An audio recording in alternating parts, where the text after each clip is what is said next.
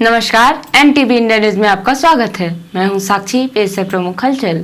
16 अगस्त को जन सुनवाई में मुख्य कार्यपालन अधिकारी जिला पंचायत राहुल धोटे द्वारा 90 आवेदकों की समस्याओं को सुनकर उनके त्वरित निराकरण के निर्देश दिए गए हैं। जन सुनवाई के दौरान सीईओ जिला पंचायत द्वारा गंभीर किस्म की शिकायतों पर समय सीमा अंकित कर संबंधित विभाग को निश्चित समयावधि में निराकरण के निर्देश दिए। इसके साथ ही हितग्राही मूलक योजनाओं से संबंधित शिकायतों को सीएम हेल्पलाइन पोर्टल में दर्ज करने के निर्देश दिए गए हैं, जिससे शिकायतों के निराकरण की बेहतर समीक्षा की जा सकेगी। इस दौरान श्री धोटे द्वारा संबंधित उपखंड अधिकारी, तहसीलदार, नायब तहसीलदार एवं मुख्य कार्यपालन अधिकारी जनपद पंचायत को फोन पर संपर्क कर समस्याओं के विषय में अवगत कराते हुए त्वरित निराकरण के निर्देश दिए गए हैं। उन्होंने कहा कि शासन द्वारा लोगों की समस्या के त्वरित निराकरण करने की मंशा से जन सुनवाई का आयोजन किया जाता है। इसे पूरी गंभीरता से लें तथा प्राप्त समस्याओं का निर्धारित समय सीमा में गुणवत्तापूर्ण निराकरण सुनिश्चित कराएं। जन सुनवाई में उपखंड अधिकारी गोपद बनास, नीलेश शर्मा सहित विभिन्न विभागों के जिला स्तरीय अधिकारी उपस्थित रहे। आजादी की 75वीं वर्षगांठ के अवसर पर ब्लॉक कांग्रेस कमेटी चुरहट के तत्वाधान में जिला कांग्रेस कमेटी के अध्यक्ष ज्ञान सिंह के मुख्य आतिथ्य में तिरंगा यात्रा का आयोजन चुरहट मुख्यालय में आयोजित हुआ। जिला अध्यक्ष ज्ञान सिंह के मुख्य आतिथ्य एवं ब्लॉक कांग्रेस कमेटी के अध्यक्ष रामविलास पटेल के नेतृत्व में चुरहट के समस्त वरिष्ठ कांग्रेस जन की अगुवाई में ब्लॉक कांग्रेस कमेटी के समस्त पदाधिकारियों, चुरहट ब्लॉक कांग्रेस के समस्त कार्यकर्ताओं के सहयोग से तिरंगा यात्रा नेहरू तिराहा से प्रारंभ होकर हरदिहा रोड से सरकारी आदिवासी बस्ती होते हुए फतेह मार्ग से होते हुए मेन रोड से दाऊ कुमार अर्जुन सिंह की प्रतिमा स्थल पर समापन हुआ। स्वतंत्रता प्राप्ति के 76वें वर्ष में प्रवेश करने पर कांग्रेस पार्टी हर्षोल्लास के साथ स्वतंत्रता दिवस के आयोजन को मना रही है। उक्त तारतम्य में तिरंगा यात्रा का आयोजन किया गया। देशभक्ति के गीतों से ओतप्रोत भारत माता की जय, वंदे मातरम के नारों के साथ पूरा वातावरण गुंजायमान हो गया। इस अवसर पर रंजना मिश्रा, रति भान पटेल, कमलेश्वर सिंह, राहुल पटेल, ज्ञानेंद्र अग्निहोत्री, पंकज सिंह, सुखनंदन सोनी, विजय सिंह, चंद्रमणि पांडे, दिलीप गुप्ता, उमेश गुप्ता, कमलेन सिंह, डब्बू किरण सिंह, गोल्डी शुक्ला, यज्ञपाल कोल, विजय गुप्ता, लीलावती केवट, दिनेश केवट, अफजल खान, अवधलाल, कल्पना प्रजापति, सूरज साकेत, राजकुमारी मोतीलाल और आरएन पटेल, नवनीत सिंह कोल, दिनेश, लीलावती, किरण पटेल, पिंटू पाल शामिल थे। विगत 1 अगस्त को सीधी शहर में स्थित डीके अस्पताल में आरिफ मोहम्मद गुलजार अपने भतीजे का उपचार कराने के लिए आए हुए थे। यहां अस्पताल प्रबंधन द्वारा उन्हें इलाज हेतु दूसरे माले पर भेज दिया गया। इस दौरान अस्पताल परिसर में प्रबंधन की लापरवाही के चलते मोहम्मद गुलजार 11,000 केवी विद्युत करंट की चपेट में आ गया, जिसकी हालत गंभीर हो गई और आनन फानन में उसे इलाज के लिए रीवा ले जाया गया। कुछ दिनों तक रीवा में इलाज के बाद उसकी हालत नाजुक और गंभीर होने की वजह से उसे नागपुर भर्ती कराया गया, जहां उसका इलाज चल रहा है और हालत नाजुक है। उक्त घटना में अस्पताल प्रबंधन की भारी लापरवाही और करंट लगने के बाद इलाज न देने से गुलजार के परिजन काफी आक्रोशित हैं और उन्होंने पूर्व में भी जिला कोतवाली में अस्पताल प्रबंधन पर कार्यवाही करने की मांग का आवेदन दिया था, लेकिन कई दिन बीत जाने के बाद भी पुलिस द्वारा कोई कार्यवाही नहीं की गई, जिसके बाद 16 अगस्त को लालचंद्र गुप्ता की अगुवाई में सैकड़ों व्यापारियों ने पुलिस अधीक्षक कार्यालय पहुंचकर जिले के पुलिस अधीक्षक से अपनी फरियाद की, जिसके बाद पुलिस अधीक्षक मुकेश कुमार श्रीवास्तव ने अपने कार्यालय कक्ष से बाहर आकर सभी व्यापारियों और पीड़ितों को आश्वासन दिया कि इस मामले में आज कार्यवाही कर दी जाएगी। जिले के पुलिस अधीक्षक के पास अपनी फरियाद लेकर आए पीड़ित के भतीजे मोहम्मद वसीम ने एनटीवी इंडिया न्यूज को पूरे मामले की जानकारी दी और कहा कि वह चाहते हैं कि दोषियों पर तत्काल कार्यवाही हो और उनके चाचा की आर्थिक स्थिति ठीक नहीं है, इसलिए उनके इलाज के लिए आर्थिक व्यवस्था भी उपलब्ध कराई जाए। घटना ये 1 तारीख की है। हमारे चाचा जी डीके हॉस्पिटल में अपने भतीजों को लेके एडमिट किए हुए थे। वहाँ पे सुबह 4 बजे करीब भोर में वो बालकनी की तरफ जाते हैं।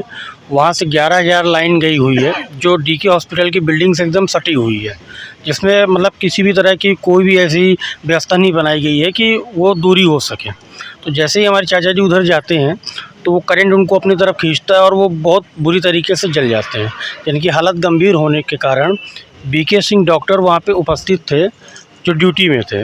उनको जब हम लोगों ने उठाया है, बुलाया है, तो वो आए नहीं हैं और जब उठ के आए हैं तो ने देखने के बजाय हॉस्पिटल छोड़ के भाग गए हैं।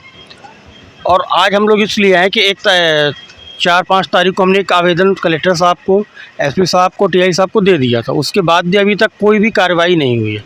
तो आज पुनः एसपी साहब के पास किस तरह की कार्रवाई आप लोग चाहते हैं? कार्रवाई हम डीके हॉस्पिटल के ऊपर चाहते हैं, उसके प्रबंधक के ऊपर जाते हैं, और वो जो बीके सिंह डॉक्टर है उसके ऊपर चाहते हैं कि डॉक्टर का लाइसेंस रद्द हो, हॉस्पिटल की मान्यता रद्द हो, और हमारे जो पीड़ित हैं उनकी सहायता राशि को वो व्यवस्था करें। क्योंकि आज वो रीवा में थे, रीवा से नागपुर में एडमिट हैं, तो आज उनकी दैनिक स्थिति इतनी अच्छी नहीं है कि वो मतलब इतना अफोर्ड कर सकें, और पीड़ित की कंडीशन ज़रूरत से ज़्यादा ख़राब है। तो इसमें हम यही चाहते हैं कि हॉस्पिटल प्रबंधक के ऊपर पूर्णतः रूप से कार्रवाई हो, और हॉस्पिटल प्रबंधक इसकी जवाबदारी ले, और मतलब उनके जो भी सहायता राशि हो, सबसे ज़्यादा पहले उसको सहायता राशि प्रबंध करवाए। व्यापारियों की समस्या को उठाने आए लालचंद गुप्ता ने एनटीवी इंडिया न्यूज को अपनी प्रतिक्रिया देते हुए कहा कि इतने दिन बीत जाने के बाद भी पुलिस द्वारा किसी भी प्रकार की दोषियों पर कार्रवाई न करना उचित नहीं है। आज उन्होंने कहा कि यदि जल्दी इस मामले में पुलिस विभाग कार्रवाई नहीं करेगा तो हम आंदोलन प्रदर्शन के लिए बाध्य होंगे। 1 तारीख को घटना हुई, घटना का आपको विवरण इन्होंने दे दिया होगा। 1 तारीख घटना, आज हम 16 तारीख पे खड़े हैं। जीवन और मृत्यु से लड़का गुलजार संघर्ष कर रहा है। रीवा से रेफर कर दिया गया नागपुर। अभी एक दिन हमारी टीआई साहब से भी बात हुई, उसकी जांच पुष्पेंद्र सिंह जी कर रहे हैं, और उन्होंने हम टेलीफोन लगाए तो बोले रीवा में बयान ले रहे हैं उनका। अब बयान हो गया। अब बयान होने के बाद 15 दिन बीत गए, हम कर क्या रहे हैं? लायबिलिटी फिक्स करो कि भाई जिम्मेदार कौन है उसमें, हॉस्पिटल है कि एमपी भी है, जो हो जांच करके लायबिलिटी फिक्स करके कायम करो। कि कायम उस समय करोगे जब उस लड़के की दुर्भाग्य से कहीं ऐसा हो गया और बॉडी आ गई, दोनों आंख तो उसकी चली गई, ये किसकी जिम्मेदारी है? और बार बार हम कहने छोटी छोटी बातों को लेके हमको एसपी साहब के पास आना पड़े। हमको भी लगता है कि ये बहुत बड़ा संगीन मामला तो है नहीं कि हमको बार बार आना पड़े। और आज मैंने कह दिया है कि सर अगर नहीं होगा तो बार बार हमेशा व्यापारी आपका सहयोग करता है, और व्यापारियों के ऊपर जब ऐसी घटनाएं होती हैं तब व्यापारियों का सहयोग नहीं होता है। अगर ऐसा हुआ तो व्यापारी संघ फिर आंदोलित करेगा, और अगर आज कार्रवाई नहीं हुई तो हम फिर निर्णय लेंगे बैठ के हमें आगे करना क्या है। इस मामले में एनटीवी इंडिया न्यूज ने जिले के पुलिस अधीक्षक मुकेश कुमार श्रीवास्तव से जानकारी चाही तो उन्होंने कहा कि पीड़ितों ने पूर्व में भी आवेदन दिया था जिसकी जांच चल रही थी। आज इस मामले में कार्यवाही कर दी जाएगी। सर, सीधी शहर के बड़ी संख्या में आए व्यापारियों ने आपको ज्ञापन सौंपा है। डीके हॉस्पिटल में कोई दुर्घटना हो गई थी, उस पर कार्रवाई की मांग, क्या मामला है सर, क्या कार्रवाई कर रहे हैं?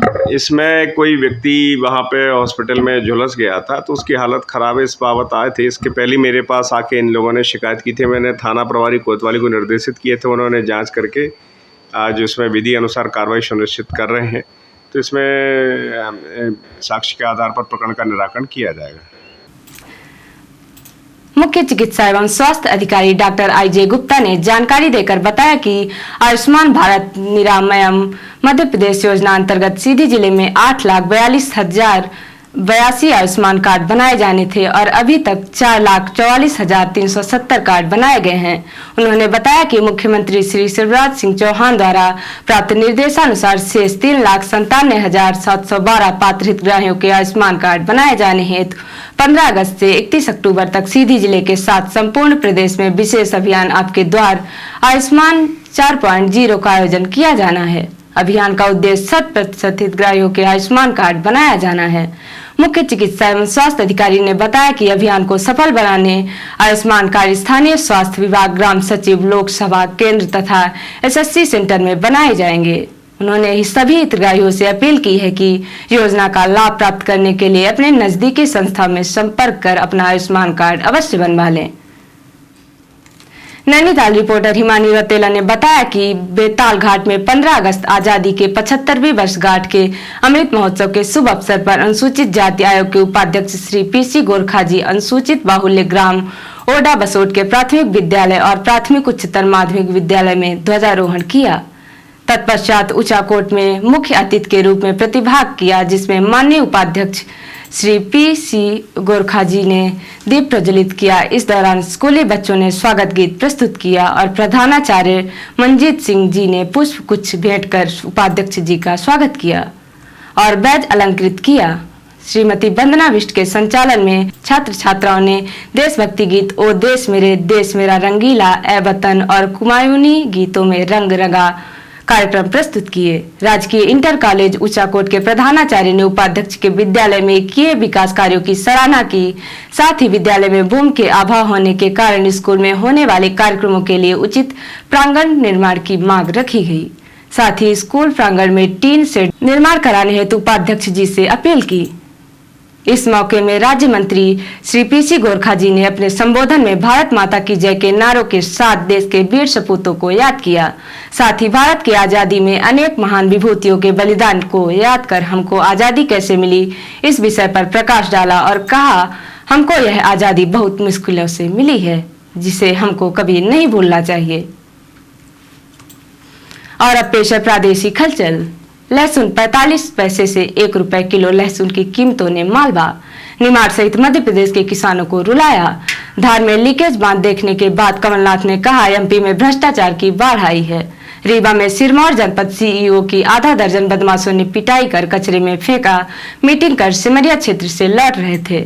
रानी कमलापत जबलपुर जनशताब्दी में विस्टा डोम को सुविधा शुरू, ट्रांसपेरेंट छत कांच की खिड़कियां।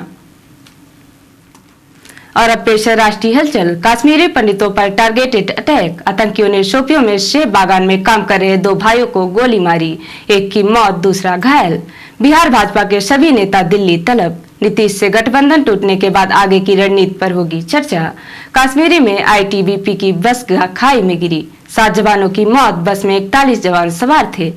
और नीतीश कैबिनेट में मिथिलांचल से 10 मंत्री, सीएम ने गृह विभाग अपने पास रखा, वित्त भी जेडीयू को दिया, तेजस्वी को स्वास्थ्य और पथ निर्माण।